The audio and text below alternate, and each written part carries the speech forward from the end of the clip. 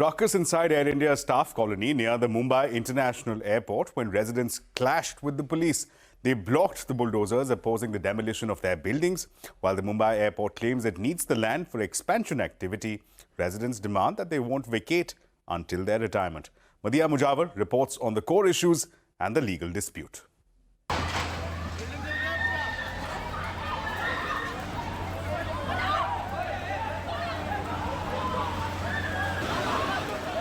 Residents of the Air India staff colony in Mumbai clashed with police as they began demolishing the residential buildings.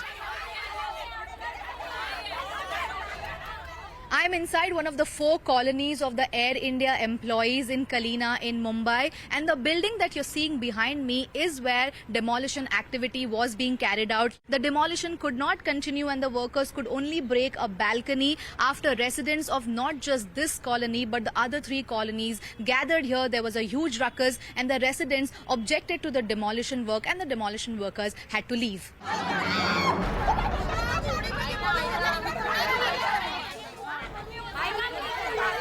They got a 2 big van of police with heavy machineries and all like that. We were having negotiation and talking that why they came, for what purpose they came. We were just having clarity about that. Suddenly there one of the people came and their machinery was stationed here and they started breaking that our flat. So all of our people rushed and came here. These 4 colonies are built on the land owned by the Airport Authority of India. They are just 300 meters away from the Mumbai International Airport, and therefore the Adani Group, which operates the Mumbai International Airport, claims this land belongs to the airport and should be used for development and expansion activities. Employees continue to live in this colony even after the airport was taken over by GVK and later taken over by the Adani Group. But after the privatization of Air India, the airline had told employees to vacate these houses. The employees were not ready. They demanded they should be allowed to live in these colonies until their retirement, as was mentioned in their service agreement. हमारा अभी court case चल रहा है और case still proceeding in supreme court.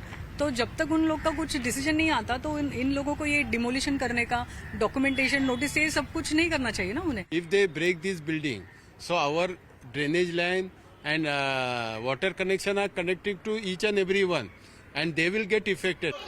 While the residents of this colony allege Mumbai Airport did not have any valid permissions to conduct demolition activity, Mumbai Airport says it had all the valid documents to initiate the demolition work. It also says that they're only demolishing those buildings which are dilapidated. They say there are 20 such buildings in this particular colony that are in dilapidated condition, and only those buildings are being demolished. The other 80 plus buildings are not being touched. This is what the Mumbai Airport claims. वो इस basis पे आ रहे हैं कि हम लोग vacant जो buildings है हम उसको डिमोलाइज करने के लिए आ रहे हैं. बट क्या है मैम, ये सब कनेक्टेड है. अगर ये टूटती है तो हमारा इलेक्ट्रिसिटी, वाटर का ये सब डिस्टर्ब हो जाएगा.